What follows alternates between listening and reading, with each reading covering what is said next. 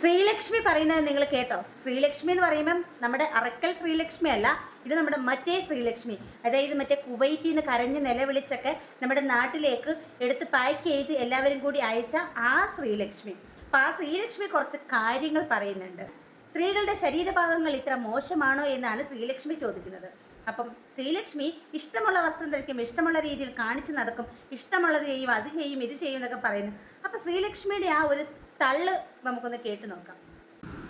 പച്ചക്ക് പറഞ്ഞ മോലെയും കുണ്ടിയൊക്കെ ഇത്ര മോശമാണോ?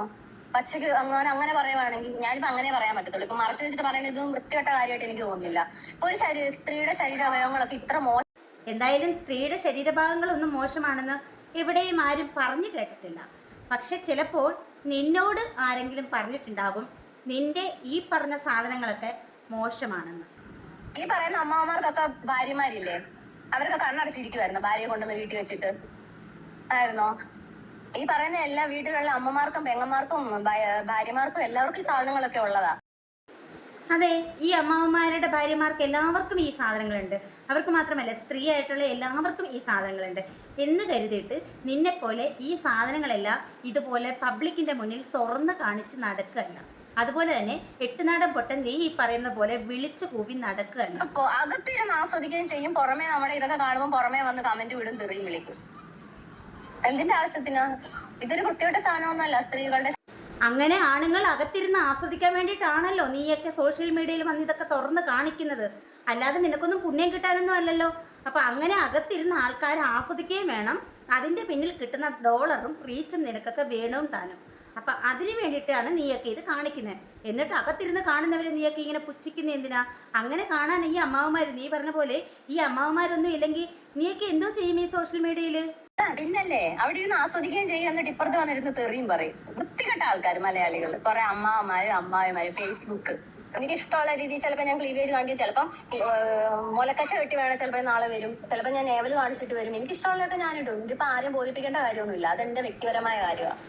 അതെ, ഈ മലയാളികളൊക്കെ ഇത്ര മോശമാണെന്നുണ്ടെങ്കിൽ നീ എന്തിനാ ഈ മലയാളികളുള്ള നാട്ടിലേക്ക് വന്നത്? അങ്ങ് കുവൈറ്റിൽ തന്നെ കിടന്നാൽ പോരായിരുന്നോ? പിന്നെ നീ അത് കാണിക്കും ഇത് കാണിക്കും, നീ എന്താണ് കാണിക്കാത്തത്? ഏകദേശം എല്ലാവരും കണ്ടു കിടക്കാണ് സോഷ്യൽ മീഡിയയിൽ. അപ്പം അത് പറയാൻ പാടില്ല, നിനക്കൊക്കെ കാണിക്കാം. നിന്നെ പോലെയുള്ള സ്ത്രീകൾ ഈ സോഷ്യൽ മീഡിയയിൽ ഇങ്ങനെ വന്ന് കാണിക്കുന്നത് കൊണ്ടാണ് ആൾക്കാർ ഇങ്ങനെ പറയുന്നത്. അത് മനസ്സിലാക്കുന്നില്ല.